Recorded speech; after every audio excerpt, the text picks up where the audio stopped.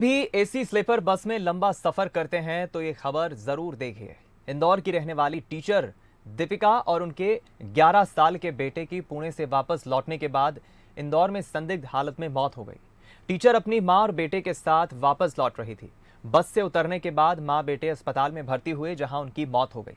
बताया जा रहा है कि बस में कुछ देर के सफर के बाद ही उनका ऑक्सीजन लेवल कम हो गया था।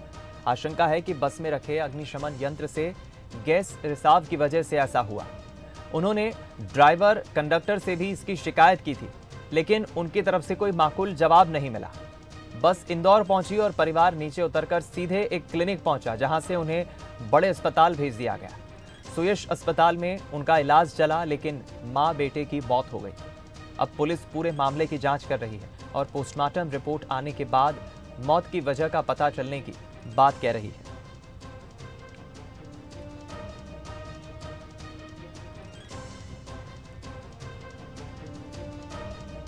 सुबह उनकी ज़्यादा तबीयत ख़राब हो गई, बीच में सफ़र के दौरान उल्टी दस्त हुए थे और फिर यहाँ उतरे 3 इमली चौराहे पर। वहाँ पे किसी क्लिनिक पर दिखाया तो उसने बताया कहीं कि आप दूसरे अच्छे अस्पताल में ले जाओ, तो सूर्यस अस्पताल आए। दौरान इलाज 2 बजे तक दोनों की मृत्यु हो गई। देखिए, पुलिस जरूर इस पूरे मामले की अब जांच कर रही है और पुलिस का कहना है कि पोस्टमार्टम रिपोर्ट जब आएगी उसके बाद ही ये साफ स्पष्ट हो पाएगा कि आखिर मौत के पीछे कारण क्या है।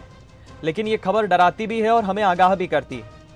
एसी स्लीपर बस में अमूमन हम देखते हैं कई यात्री सफर करते हैं। ट्रेन के बाद अगला विकल्प अधिकांश लोग बस के तौर पर ही चुनते हैं, और जब लंबी दूरी का सफर हो, वो भी एसी स्लीपर बस का, तो ऐसे में बहुत जरूरी है कि वहां पर सुरक्षा के लिहाज से किस तरह की व्यवस्था है। हालांकि प्रारंभिक तौर पर यह कहा जा रहा है कि जो अग्निशमन यंत्र है, उस अग्निशमन यंत्र से गैस रिसाव हो रही थी और इसकी शिकायत उन्होंने ड्राइवर और कंडक्टर से भी की थी, लेकिन कोई माकूल जवाब ठीक से मिला नहीं। हम रुक करेंगे इस खबर पर और ज्यादा जानकारी बातचीत के लिए संवाददाता अखिलेश सेन का हमारे साथ फोनलाइन पर जुड़ गए इंदौर से। अखिलेश, ये खबर डराती भी है लेकिन हमें आगाह भी करती है। आखिर कैसे मां बेटे की मौत हो गई, पुलिस का अभी क्या कहना है, क्या और कुछ इसमें स्टेटमेंट आया है?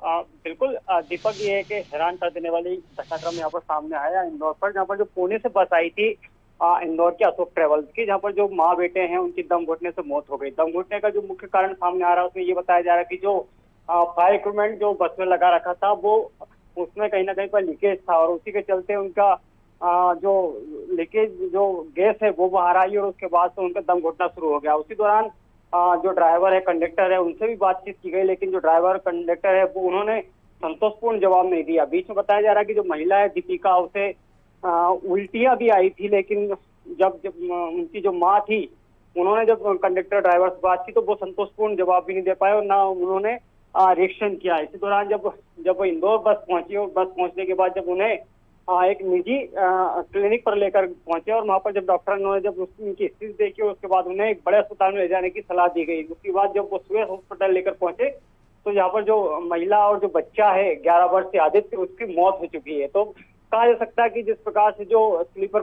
बसें हैं उनमें कहीं ना कहीं पर फायर इक्विपमेंट लगे हुए हैं, तो कहीं ना कहीं पुराने भी हैं, उसके साथ ही उन्हें रिफिल नहीं करवाया गया और ना ही उन पर जो फायर की जो टीम है और ना जो अग्निशामक यंत्र हैं उनमें भी कहीं ना कहीं पर काफी दिक्कतें आती है। तो यही कारण रहा कि जिस प्रकार से जो एसी बस थी उसके बाद ऑनलाइन बुक कराई थी, और उसके बाद अगर ये इस प्रकार की घटना होती है तो कहीं ना कहीं पर कई तरह के सवाल खड़े होते हैं। हालांकि जो पुलिस है वो अब इस पूरे मामले में जांच कर रही है। पूरे जो परिजन है वो बस के ऊपर आरोप, बस कंडक्टर और ड्राइवर के ऊपर आरोप लगा रहे हैं। साथ ही जो पुलिस है उसने पोस्टमार्टम करा के सबको परिजनों को सौंप दिया। हालांकि जो बस है वो अभी पुणे में है। पुणे से आने के बाद जो ड्राइवर है, कंडक्टर है, वो जब इंदौर पहुंचेंगे तो उनसे पुलिस पूछताछ करेगी। तो एक बड़ा सवाल यहाँ पर खड़ा होता है कि जिस प्रकार से जो परिवहन विभाग है वो कहीं ना कहीं पर स्पष्ट तौर पर बोलता है कि जो इंदौर का जो परिवहन विभाग है वो हर एक पहलू पर निगाह जमाए हुए है, लेकिन इस प्रकार की घटना होती है तो कहीं ना कहीं पर सवाल खड़े होते हैं। दीपक,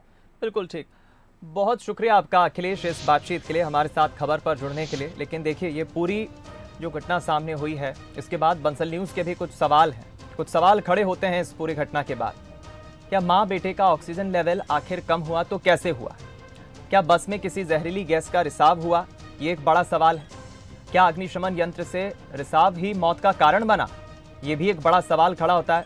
शिकायत के बाद भी आखिर कोई उपाय क्यों नहीं किया गया, कोई माकूल जवाब बस कंडक्टर की तरफ से या ड्राइवर की तरफ से क्यों नहीं दिया गया? ये कुछ सवाल हैं जो खड़े हो रहे हैं।